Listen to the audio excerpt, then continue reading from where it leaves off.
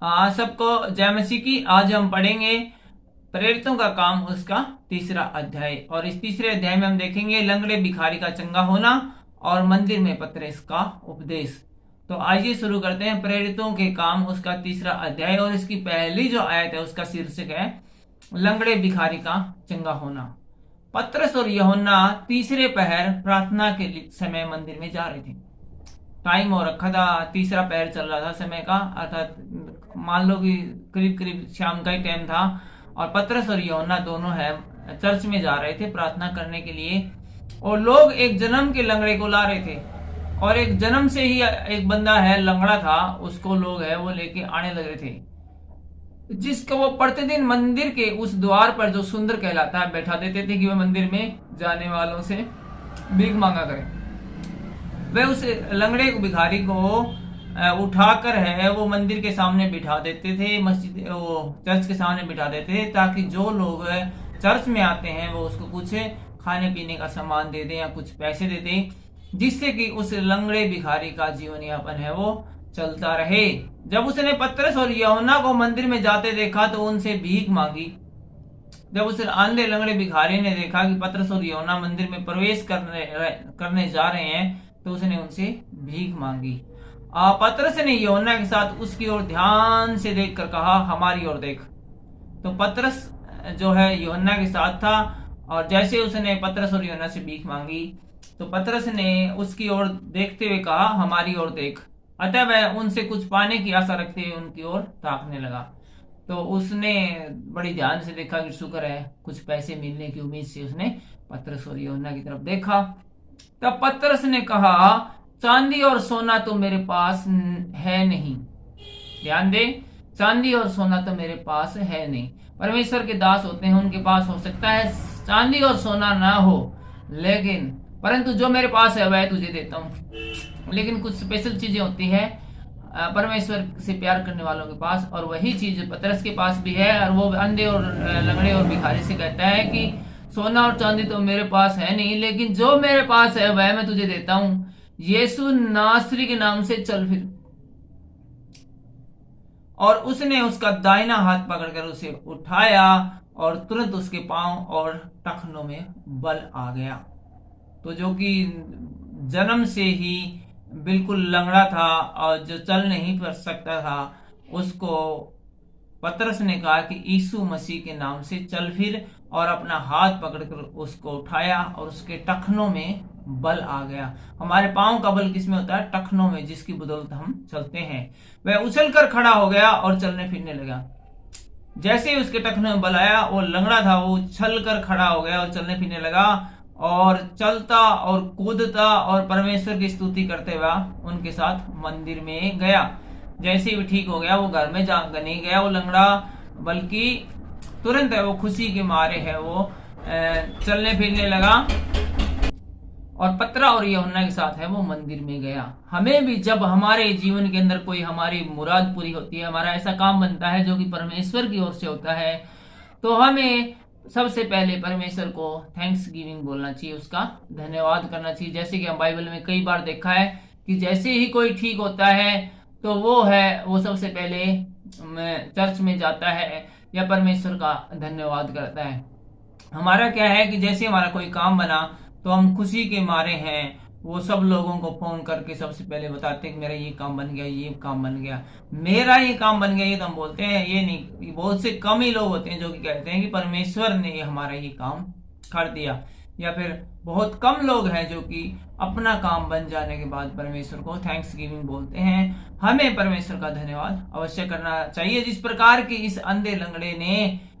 इस लंगड़े आदमी ने किया। ये जैसे ही ठीक हो गया, इसके पांव में बल आ गया, तुरंत ये यूहन्ना और पतरस के साथ मंदिर में जाते हैं। नौवीं आयत से हम देखते हैं, सब लोगों ने उसे चलते फिरते और परमेश्वर की स्तुति करते हुए देखकर उनको पहचान लिया कि यह तो वही है जो मंदिर के सुंदर फाटक पर बैठकर भीख मांगा करता था। और उस घटना से जो उसके साथ हुई थी वे बहुत अचंभित और चकित हुए। सब लोगों ने देखा, ये तो लंगड़ा था, इसको तो उठा के रखना पड़ा करता सुंदर नामक द्वार के सामने, ताकि ये भीख मांग सके जो मंदिर में लोग आते थे उनसे। और ये तो बिल्कुल ही ठीक हो गया, बड़े ही कमाल की बात हो गई। आगे हम देखते हैं 11वीं आयत से मंदिर में पतरस का उपदेश। जब वह पतरस और यूहन्ना को पकड़े हुए था तो सब लोग बहुत आश्चर्य करते हुए उस ओसारे में जो सुलेमान का कहलाता है उसके पास दौड़े आए। और जो मंदिर था ये सुलेमान का ओसारा था, सुलेमान का मंदिर था, और इसी सुलेमान के मंदिर में सुलेमान का एक ओसारा था। वहां पर ये सब लोग हैं और बहुत सारे लोग हैं। जब उनको खबर मिली कि वो जो लंगड़ा था बचपन से वो ठीक हो गया तो सब लोग उनके पास दौड़े आए देखने के लिए उसको। यह देखकर पतरस ने लोगों से कहा, जब बहुत लोग ये उसको देखने के लिए और इस आश्चर्य क्रम को देखने के लिए इकट्ठे हुए तो पतरस ने लोगों से कहा, हे इजराइलियों, तुम इस मनुष्य पर क्यों आश्चर्य कर्म करते हो और हमारी ओर क्यों इस प्रकार देख रहे हो कि मानो हमने अपने ही सामर्थ्य या भक्ति से इसे चलने फिरने योग्य बना दिया है। तो पतरस ने लोगों से कहा, इतने क्यों आश्चर्य कर रहे हो तुम, ये कौन सी बड़ी बात है, और ये मत सोचो कि हमने अपनी ताकत से, अपनी भक्ति से, अपने सामर्थ्य से कर दिखाया है। ठीक है, अब्राहम और इसहाक और याकूब के परमेश्वर, हमारे बाप दादाओं के परमेश्वर ने अपने सेवक यीशु की महिमा की, और जिसे तुमने पकड़वा दिया, और जब पौलुस ने उसे छोड़ देने का विचार किया तब तुमने उसके सामने उसका इनकार किया। तुमने उस पवित्र और धर्मी का इनकार किया और विनती की कि हत्यारे को तुम्हारे लिए छोड़ दिया जाए। तो यहाँ पर पतरस है लोगों को याद दिलाते हैं कि तुम वही पापी लोग हो जिसने कि एक निर्दोष की हत्या करवा दी, अर्थात यीशु को सूली पर चढ़ा दिया, और जो फांसी के योग्य था, जो बरअब्बा था, तुमने कहा कि नहीं भाई उसको, अपराधी को छोड़ दो और इसको जो निर्दोष है इसको सूली के ऊपर चढ़ाओ। और तुमने जीवन के कर्ता को मार डाला, जो जीवन देने वाला था ना, तुमने उसको मार डाला, जिसे परमेश्वर ने मरे हुए में से जिलाया, और इस बात के हम गवाह हैं। और उसी के नाम ने, उस विश्वास के द्वारा जो उसके नाम पर है, इस मनुष्य को जिसे तुम देखते हो और जानते भी हो सामर्थ्य दी है। और हमने जो पतरस बताता लोगों के, हमने जो इसको चंगा किया ना, ये इसको यीशु मसीह नासरी के नाम से चंगा किया है। हमारी खुद की पावर शक्ति से कुछ भी नहीं हुआ, और ये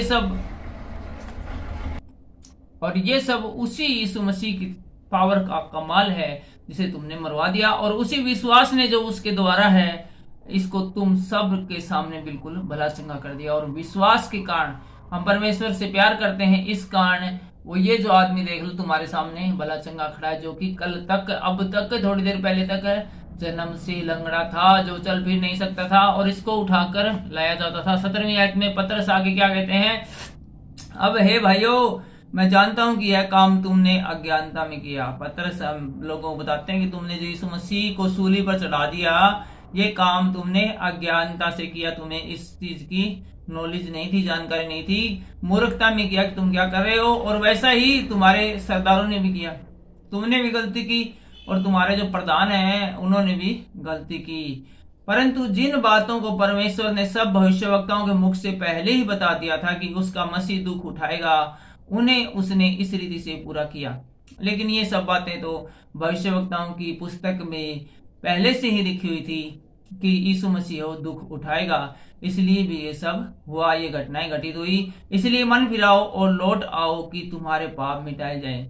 और पतरस लोगों को बताते हैं कि अभी भी समय है, तुमने जो पाप किया है तुम उससे मन फिराओ, अपने पापों को मान लो और अपने पापों को मिटा डालो। बपतिस्मा के द्वारा परमेश्वर से दोबारा प्यार करो, उससे दोबारा कनेक्ट हो जाओ, जिससे प्रभु के सम्मुख के से विश्रांति के दिन आए, ताकि जब आने वाले समय में तुम शांति और विश्राम पाओ, अर्थात स्वर्ग के भागी बनो।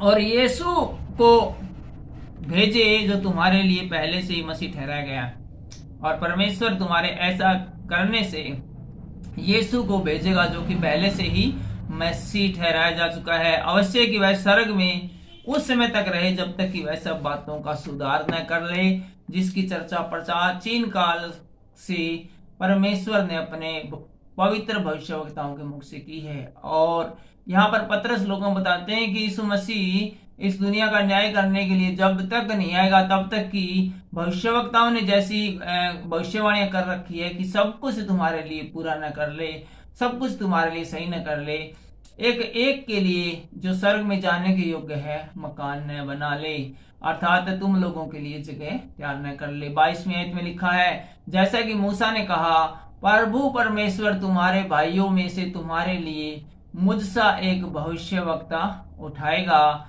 जो कुछ वह तुमसे कहे उसकी सुनना।